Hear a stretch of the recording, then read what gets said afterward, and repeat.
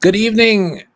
Thank you, everyone, for joining us on our podcast, Journeys of Challenge, where we explore challenging areas in life and try to find opportunities of growth within it. And tonight we have a very, very special guest from Israel, Yerushalayim in Israel, Tzvi Zussman, the father of Ben Zussman of blessed memory, who fell in the current war that Israel is fighting against the terrorists from Gaza. And it's an extraordinary honor for us to host Tzvi, and I'd like to thank Tzvi for coming on our program. My pleasure. Nice meeting you. Hello, everybody. It's an honor for us to speak to you, Tzvi. Obviously, your story is very compelling. It's very moving. It's obviously very painful as well. There's been some, narrative on the internet going around about your son and the inspiration that he's left the Jewish people even after he left this world. And wanted to spend some time with you understanding a little bit of the background and how he was able to leave such a profound impact on Klal Yisrael. So just want to start off by asking you, Tzvi, a little bit about your family background. I understand that you're originally from the United States, but you've been living in Israel for a long time. So if you can just give us a little bit of your background and how your family placed its roots down in Israel, that would be helpful for our listeners. Sure. I myself was born in Denver, Colorado in 1976. My father's from Denver. My mother's from New York. My parents made the decision to move to Israel in 1981. At the age of 5, I didn't have a choice, but I joined into the journey. And since then, we've been living in Jerusalem. I grew up kindergarten in Jerusalem, elementary school, high school, and army service, the yeshiva, and since then we'll be living here. My wife is 7th generation, or actually 8th generation in Jerusalem. I met her at the age of 9 at the youth group Bnei Akiva, and since then we've been friends. And in 1998 we got married in Jerusalem, and Ben was born, our oldest son, in 2001, and he was born in the same apartment that we're living in now. Very, very nice. So just for our listeners that are familiar a little bit with Jerusalem, which part of Jerusalem do you live in? The actual street name is Harav Chen. It's between Rechavia and Katamon. It's in a neighborhood called officially Roscoe or Gibat Avradim, but people know it as between Rechavia and Katamon.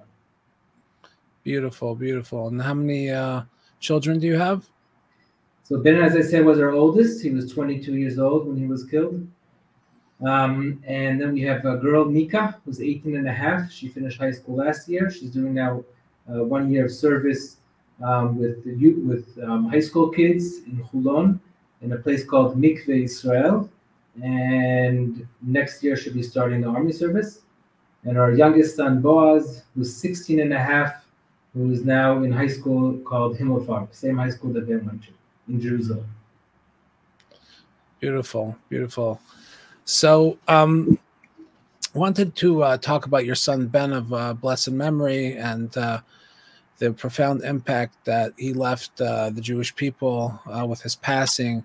If you can just, first of all, take us to talk about Simchat Torah, October 7th, that day for yourself and your family, and then how Ben was called up afterwards, or just talk about like when you heard about it, what was your initial reaction, and the way how things developed with Ben being called up to the war. Okay, sure. I'll start off saying that Ben was never called up, and we'll get back to that in a moment. Ben finished his army service after 2 years and 8 months in July. He was in engineering combat unit. And in July, he finished his service. He right away decided he wants to recruit himself to security service, Shabak, as called here. And he started the process already even before he was finished his army service.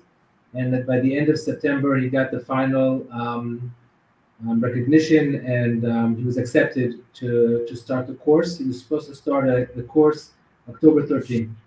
That was the official date. Therefore, once you are recruited to security service, you do not do reserve army duty. So he did not get a unit in order to start his reserve service. Normally, anyways, you have like a 1 year off between your duty service to your reserve service. But anyways, he did not get a unit. You get your unit right away, but you're normally not called up for at least 1 year. He did not get a unit, as I said, because he was supposed to start in this special security service, Shabak. Up until October the 6th, he had like about 2.5 months of vacation. He knew how to have a good time. So besides working hard with all the interviews he had and testing to get into the security services, he twice went with friends to Sinai. We had a family trip to Europe, to Romania. We went down to Eilat. We had a good time. And over Sukkot, he had many friends over. He was a very friendly guy. So he had friends from any junction of life. If it was high school, elementary school, he was a professional table tennis, ping pong player. He had many friends from all over the country from ping pong. And through his army service, he went through many different positions and courses. So he gathered many friends. And this specific Sukkot was a lot of his friends came by. And we had the fortunate time to meet a lot of them. Many of them we knew, some of them we didn't know, and we had a nice time with them. So October 5th, Thursday night, Hoshana Rabbah was the last night he had many friends over. And then Friday, October the 6th, it was the regular last day of Sukkot before Simchas Torah. Here in Israel, obviously, Shmini Atzeret and Simchas Torah are together with Shabbos. And Friday night, we were all together, Simchas Torah, dancing at a shul. Our neighbors, friends, neighbors who are our friends, they actually joined us to our shul. They didn't go to their shul. From shul, we all walked over to our house. We had an amazing dinner. The next morning, out of the two families that were at this dinner, our family and our friends, 4 people were already in army clothing, fighting or getting ready to begin fighting down south. So it was a big switchover from a nice Friday night Simchas Torah dinner to what we didn't know was going to happen just a few hours later. Simchas Torah morning, we got up about 7. We had our Shabbos get together, and we all get out of bed. We have coffee, some cake, and we heard some sirens, police sirens, and we understood that Prime Minister, who lives not far from us, was leaving his house, escorted out from his house. That was a little bit awkward and weird, so we were a little bit surprised, because that's not something that standard happens on Shabbos. And then at 8:15, me and my wife were the first ones to get out. There's a family minyan that we have for Simchas Torah. Up until 2 years ago, my grandmother hosted over 200 of us every Simchas Torah. She passed away just 2 years ago, age of 99 and a half. And this was the first time that my uncle was going to be hosting the Simchas Torah davening. Me and my wife started walking up the steps. My Bar Mitzvah Parsha is Bereshit, so Simchas Torah is I normally lane, the Bereshit part of it. And we were walking out, and before we got up 3-4 steps, we heard the sirens running off around the city. We ran back in the house.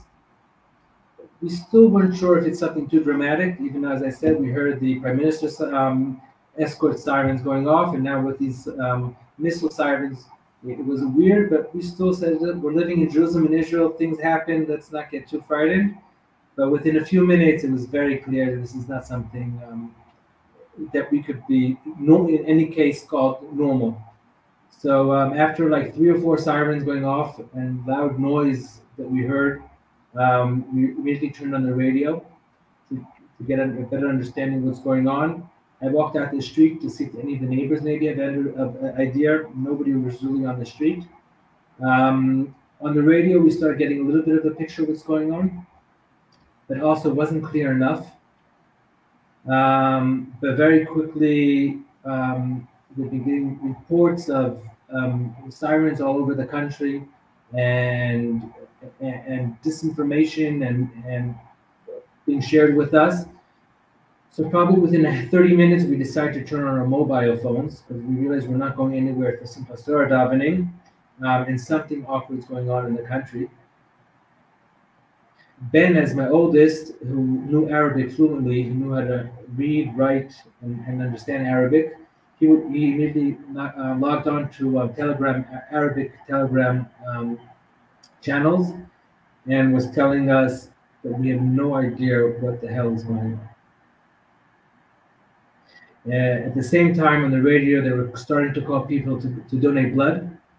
Me and my wife immediately got into our car. We asked Ben, our oldest, if he wants to join us.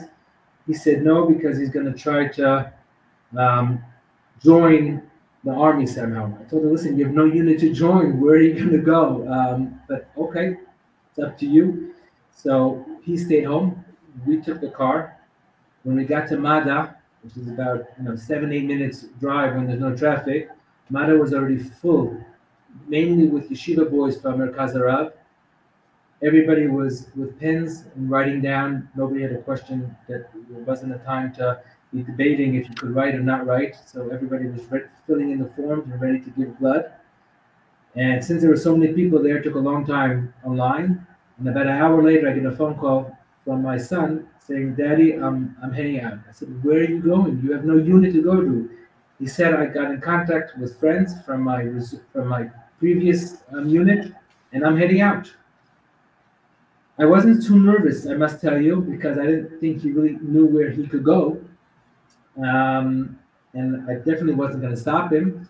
So I told my wife, and that he was off. An hour and a half later, we got home. He wasn't at home anymore. And we understood from him that he's on the way up to the Golan Heights. That's where his unit was based. And that's how our Simchas Torah started. I could keep on going on the details, but let me take a pause here and let you. Wow. So just, I mean, I know this is not the main part of the story, but you briefly mentioned that he spoke and understood fluent Arabic. Was that because of his interest in going to the Shabak, the security services? He learned Arabic, or is that independent of that? It's kind of independent, but it does tie in one together. He learned a little bit of Arabic in high school, and obviously didn't know how to read, write, or talk fluently at high school.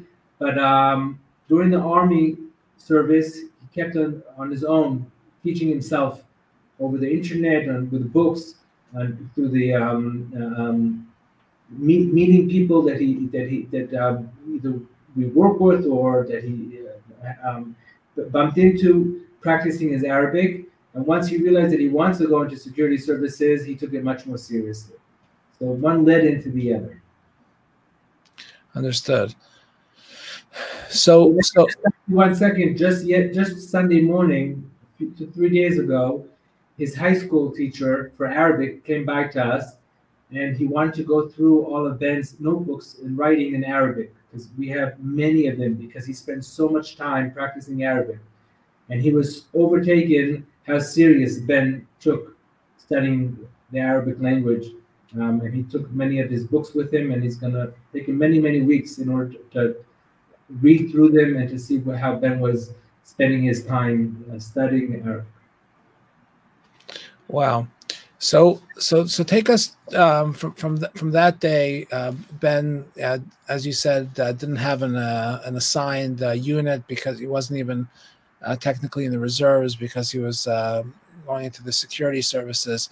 So take us from that time, how he found his unit, found a unit, and how that evolved into him going into Gaza.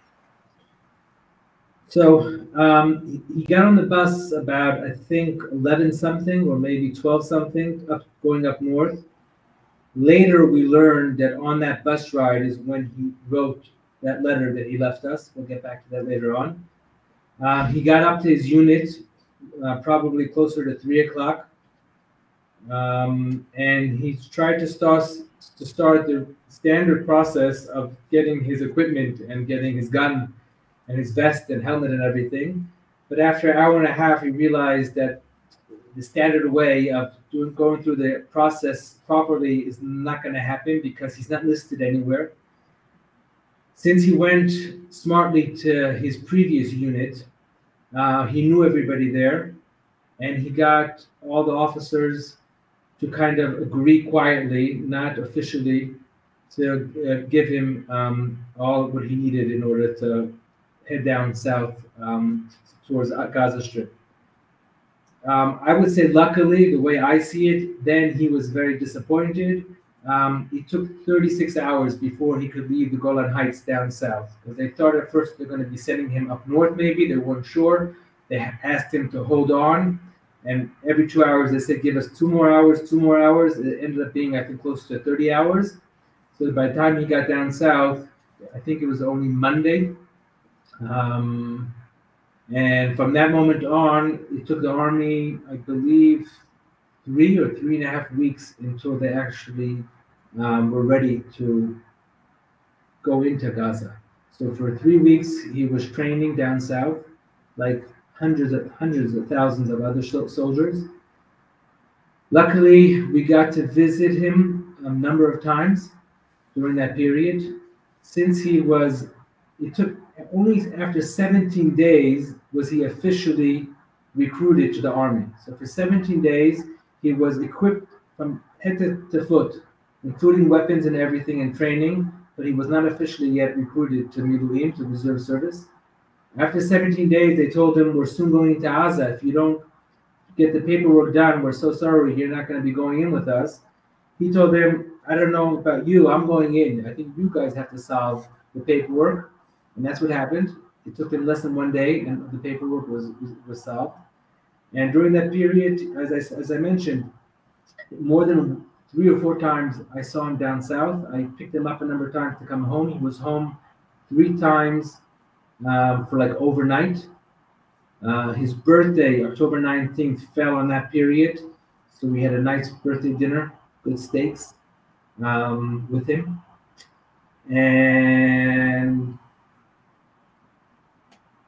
And then I can't remember the exact date. I think it was October 27th.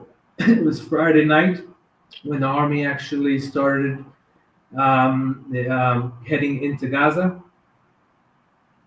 Was he part of that group that went in initially when the army went in? He was in the first group going in. We were very nervous that Friday. We didn't know. Nobody knew when it's actually going to happen. But Friday afternoon, me and my wife together realized that we WhatsApped him in the morning and he didn't get back to us, and there only was 1 V on the WhatsApp. So and that was after for 3 weeks we were talking to him all the time. So we realized something's going on. So we headed to Shabbos, a lot of stress.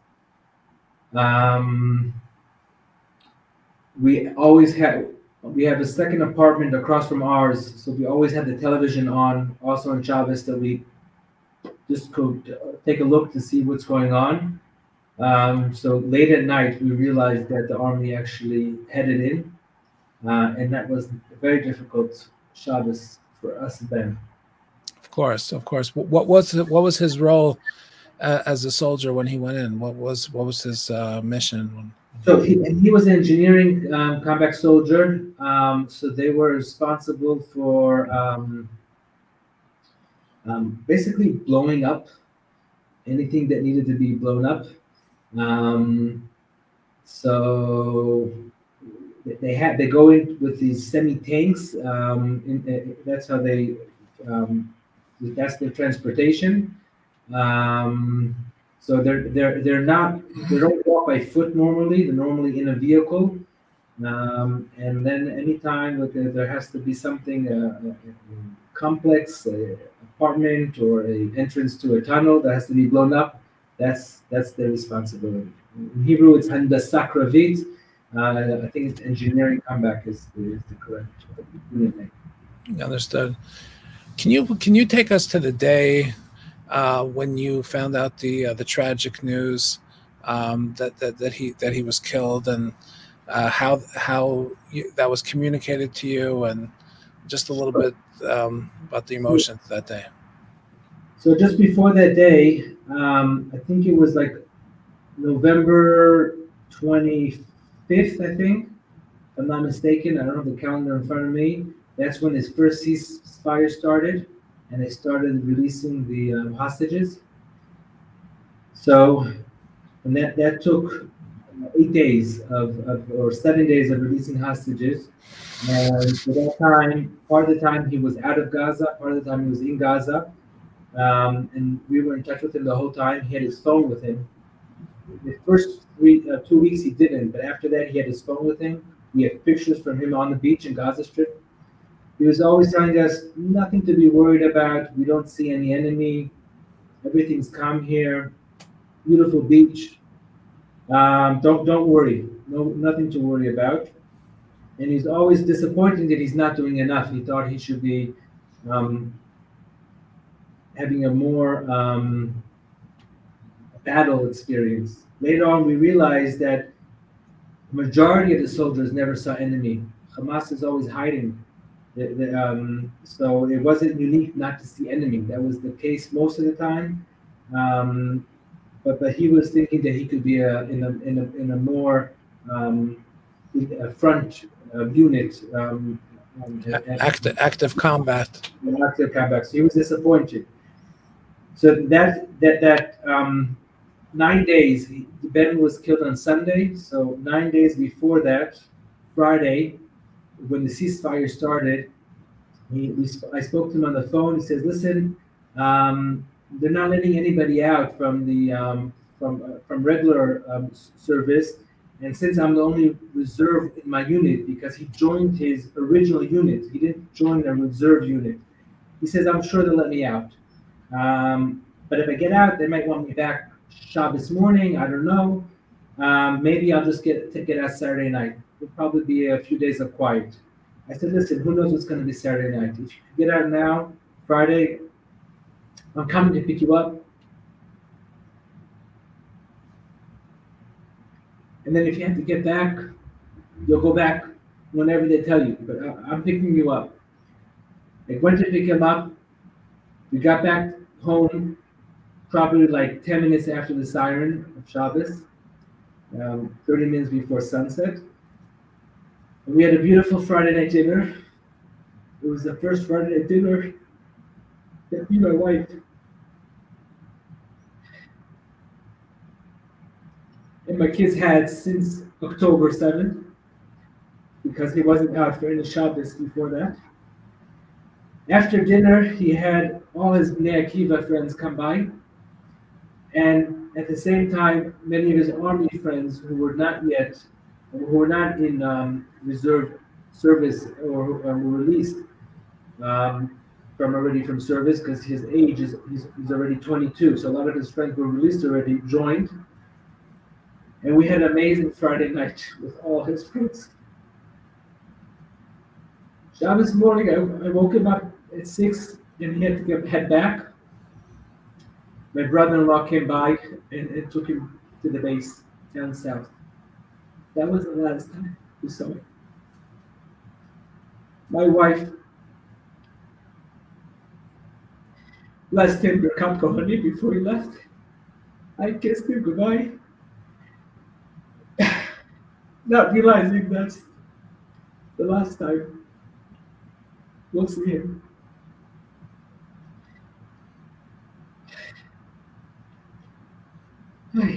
Eight days later, or 7 days later, because we said goodbye Shabbos morning, on Friday afternoon, we had a nice conversation with him, understanding that his dream came through. The Friday night that he was at our house, we didn't realize, but one of the soldiers who came to spend time with him, who wasn't dressed in an army unit uniform was a officer who was just giving a command to head into Gaza with 16 soldiers and was looking for another command, uh, um, somebody who could trust, who would be responsible for 8 of those soldiers. They split 9 in each tank. So Ben was a command for 8, and this other officer was a command for other 8. And that Friday night at our house is when he asked Ben if he would agree, and Ben said yes. We didn't realize that at that time. And then Friday he received those soldiers, and Shabbos morning they went into Gaza with these young, fresh soldiers who just finished their training. Saturday night we had a very short call with him because it was very noisy. We had a hard time hearing him.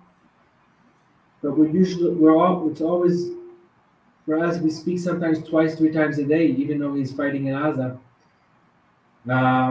So we just said, okay, Shavua Tov, we'll talk again tomorrow. Not knowing that that won't happen. Sunday, we had a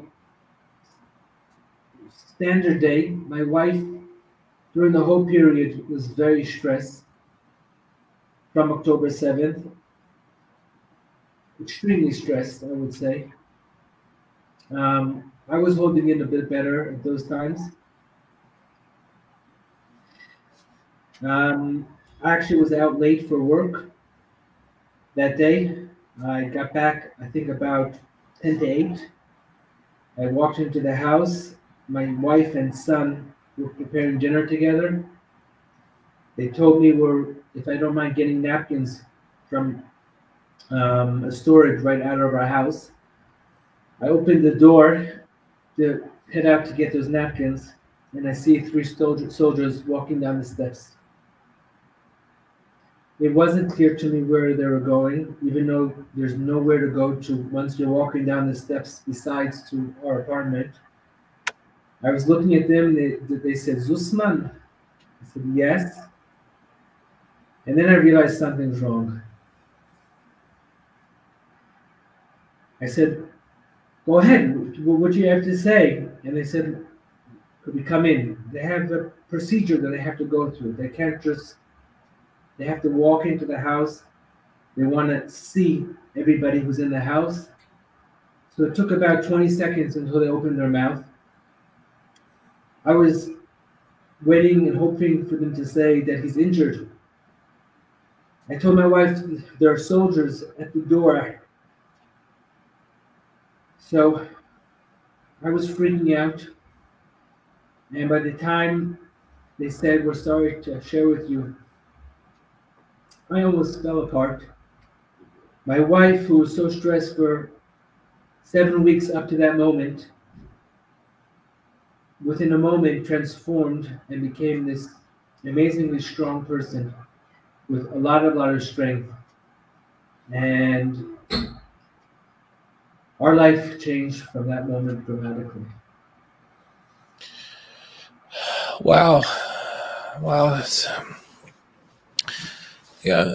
tremendous story and extremely painful to hear. And amazing that the ultimate sacrifice that your family paid for the Jewish people. I want to come back to that letter that your son wrote. You said you briefly alluded to it. He wrote it on the way to a base. Became somewhat famous. If you can just talk about when you found out, about that letter and and how and your reaction to that letter. And also, if you can just tell the listeners, I've seen the letter. I've heard you and your wife and I believe your mother read part of it online. But for the benefit of our listeners who are not familiar with the letter, perhaps if you can just tell them a little bit about that letter.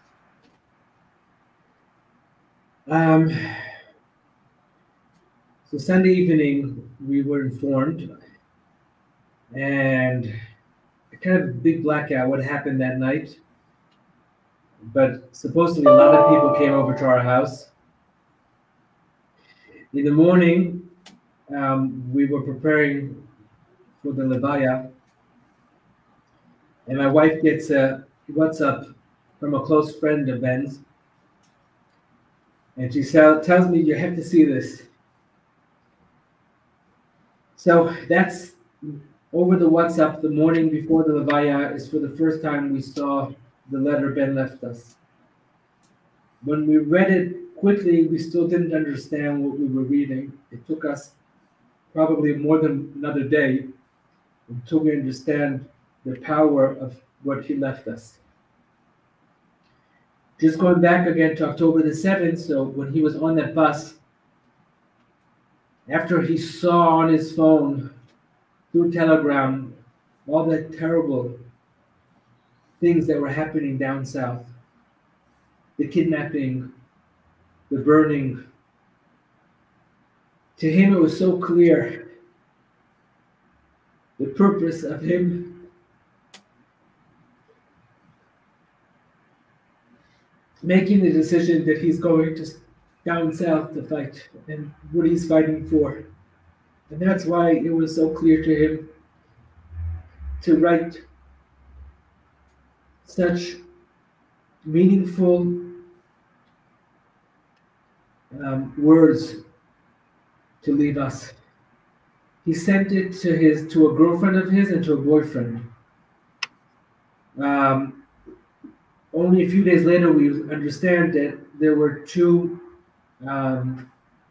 versions of the letter. He sent the girl, it's not his girlfriend, it's a friend who's a girl, one version, and he sent his boyfriend a second version.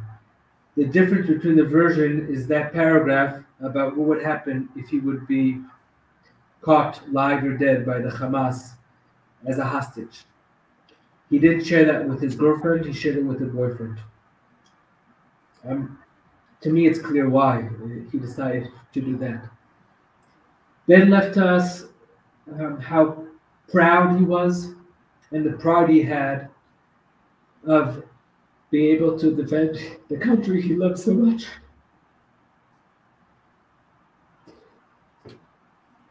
He left us instructions, if God forbid he's dead, how he wants us to continue living our lives happily, how the Shiva should look.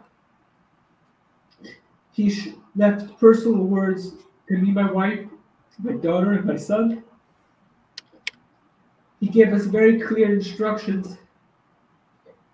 What he not only expects, but what he demands us to obey about what we shouldn't do if he would be captured by Hamas. And he signed it by saying what a privilege he has to be a defender of Jerusalem. I'm sure you'll be able to share it in English with your listeners, with the video that you mentioned. It's very, very powerful. One of the things that makes it such a powerful letter is it's very simple. There's no message to others. The only message is a personal message to him. What he wrote about what he expects us or demands us not to be doing if he is caught live or dead by the Hamas is what he demands us to do if he, Ben Zussman, was captured. He did not share in any way what he believes any government or person in Israel should behave like that. It was a very personal decision that he made about himself only. That's very clear from the way it's written and very important to share with everybody. it was a tremendously powerful letter, and it moved. I don't know the numbers. I wouldn't be surprised. Millions of people around the world, if it was that many people, including myself. And what I was so struck was about the selflessness of Ben when he was saying that if he were to be a captive, dead or alive, he did not want your family to make any efforts to have the government release, terrorists or negotiate, for that. And this just speaks to the tremendous selflessness that he had, and obviously he was a tremendous, righteous, selfless person. But I think it speaks, to you and your wife and the values and the upbringing that he was raised with, that he can communicate that in such a profound and trying time. Let me just tell you, he grew up in our home. He grew up in youth movement Bnei Akiva. He went to an elementary school called Keshet and high school called Himmelfarb. He obviously got from all of us a lot of values, but never was this topic ever something that we spoke about. It's totally him. It's his understanding based on him growing up in Israel. He was old enough already when they released Gilad Shalit. He built his own, or many of his values, and made his decisions. B'zchut atzmo. There's no other word to say it. And as my wife said, thank God we weren't put in any circumstance, position that we had to fight between what any normal parents would do to release their son, and more to listen to what he demanded us to do, which is not doing that. So we please God that we were not put in that situation. It's a tremendously moving story on so many levels, and so profound and so impactful on so many levels. And the question I'm about to ask is probably almost sounds like silly, based on everything you just said, and how you communicate that moving story. But how are you doing? I mean, I know it's almost like a silly question, but how's your wife? How are your other children? How are you coping? Just give us a sense of your, the range of emotions that you're, feeling, especially as we're still at war. Israel's still at war. It's not like in the past tense. Yeah. We're still at war. I have brother-in-laws, nephews, friends of my children who are fighting and at risk. It's really not easy times at all. We're okay, struggling. There are better moments than others. When we're busy, either with family and friends, constantly visiting us, or busy doing things in memory of our son. We just had an amazing table tennis tournament in memory of Ben, who was, as I mentioned, he was a professional table tennis player. We are often called up to be doing, taking part of different public affairs things. So when we're busy, it's easier. When we have a break or moment and we're with ourselves, it's very difficult. And it just gets more difficult. But Ben asked us to be happy. We chose to live, to be proud, and to keep on doing good. So we're struggling with the tremendous loss, sadness, but we're here to do good. And that's what we want to try to be focused on. It's not easy at all, but that's what we're going to do. Very powerful, very moving. we're getting ready to wind down our conversation, and your story is so powerful and moving and really inspiring, as doesn't capture even the beginning of it. But I wanted to ask you, I'm here in the United States, and it's almost like we're worlds apart in a certain sense. People here are trying to, as best as can, be there in solidarity with all different ways, from prayer to diplomacy to contributions to visits, people making visits to Israel. Myself, I was also fortunate to be there since the war started. But I guess my question to you, as a father of such a righteous person that made the ultimate sacrifice for Israel, for the Jewish people, what is your message to Jews in the United States? But what can we learn from you at this time? We try to follow in Ben's steps and not give anybody a message. But I'm not going to give a message, but I could just maybe suggest that anybody, any Jew around the world, any non-Jew around the world, who has any influence on any individual in Israel, in the society that we live in, how to help us be more tolerant one to the other, respect one the other more. Help us do so. I'm sure it won't be easy for anybody abroad, because to be more tolerant and respectful, we have to know how to give in to the other, to really listen and respect the other side's opinion. But if anybody could pitch in here, then any bit will help. That's, I think, will be the best thing that anybody could do. All these visits to Israel are amazing. If I'm allowed to say, most of them are selfishly done because people feel being so far away is difficult. So coming to Israel makes them feel better. It's a good thing, not that it's not. A lot of them volunteer or, raise money. It's all good thing. But the actual visit sometimes is a little bit selfish, which is okay. I do many things selfish for myself as well. But helping us really for the near future, or even today, how to get along among each other better is, I think, would be a big contribution to us. Wow, incredibly moving.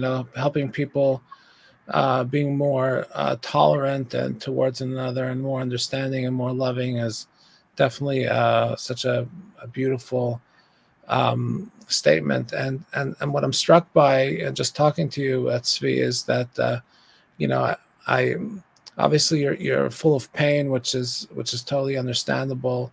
But I'm not sensing like an anger, in sense of like you're asking people to love one another more, respect one another more, tolerate one another more. Like you're using this tremendous pain and tragedy towards trying to help people come together more, which I think is it's a huge testament to Ben and yourself and your wife and your whole family. So I just want to thank you for coming on. I know it's not easy to share such an experience, such a tragic experience. As you were talking, myself and our listeners, I'm sure are grieving with you, and our hearts are with you. And in a sense, I'm speechless. In a sense, of speechless. I was going to say kol kavod, but like there are certain times where there's not enough words, I guess, we're talking English in the English language, that can communicate a message from the heart that we're feeling, that I'm feeling now. So I'll just end off by saying thank you for your time. Thank you for thank you and your wife for everything you've done for the Jewish people and for the people of Israel. And there's tough times ahead, and hopefully we should hear words of salvation soon. And And I thank you for opening a crack in the door into an intimate, personal episode in your life, so some of us can grow from that process. Thank you. And if I may just end by saying, Adonai Oza Moiten, Adonai Barech et. Amen. Hashem gives strength to his people, and Hashem, God, will bless his people with peace. Thank you, Tzvi. Thank you for your time. May God continue to support and comfort you and your family in these difficult times ahead. Thank you. Shalom. Bye-bye. Shalom. Can I ask you to read this letter from your son?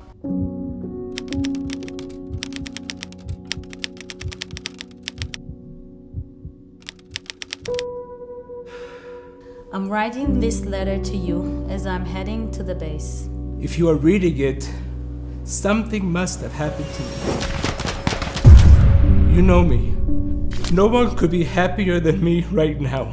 It was no coincidence that I was on the verge of fulfilling my dream. I'm happy and grateful for the privilege of defending our beautiful land and the people of Israel. In case something happens to me, I forbid you from sulking in sorrow. I've had the privilege of fulfilling my dream and destiny, and you can be certain that I am looking down on you with a huge smile. I probably sit next to Grandpa and catch up on what we've missed. Each of us will share our experiences and what changed between the wars. Maybe we'll also talk a little politics, and I'll ask him what he thinks. If God forbid you are sitting Shiva, transform it into a week of friendships, family, and fun. There should be good food, meat of course, beer, soft drinks, nuts, and of course Mom's cookies. Tell jokes, share stories. You'll get to meet all the rest of my friends that you haven't met yet. You know what? I envy you. I would want to sit there and see everyone. Another matter that is very, very important. If God forbid I fall into captivity, dead or alive, I will not allow a single soldier or citizen to be harmed because of some bargaining made for my release. I forbid you to conduct a campaign or struggle or anything of the sort. I am not willing to have terrorists released for me. In no way, shape, or form. Don't misconstrue my words, please. I'll say it again. I left the house without even being called up to reserve duty. I am filled with pride and a sense of purpose, and I always said that if I have to die, I wish it would be in defense of others. In Jerusalem, I have placed guards that one day will come, and I will be one of them. Shivering. A 22-year-old boy. Such a cute boy. And he's definitely a guardian angel over us right now.